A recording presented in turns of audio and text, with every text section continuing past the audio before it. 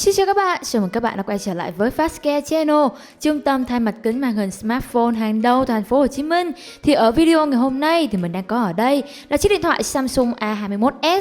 Và cái nhìn đầu tiên thì chắc chắn các bạn cũng đã biết được một phần nào đó rồi phải không nào? Toàn bộ mặt kính đã bị nứt khá nặng rồi, không biết là chiếc máy của chúng ta bị va đập như thế nào nữa. Thật đáng buồn phải không các bạn? Và trong trường hợp này thì chiếc Samsung A21s của chúng ta ngày hôm nay sẽ phải thay thế một cái mặt kính mới. Nếu như các bạn đang có thắc mắc hay quan tâm tới dịch vụ sửa chữa điện thoại thì hãy liên hệ ngay cho Fastcare để được tư vấn và hỗ trợ nhé. Các bạn có thể tham khảo giá dịch vụ tại website Fastcare VN hoặc gọi trực tiếp về tổng đài miễn phí 1800 2057. Bây giờ mình mời các bạn cùng xem toàn bộ các bước thay mặt kính cho chiếc Samsung A21s này nhé.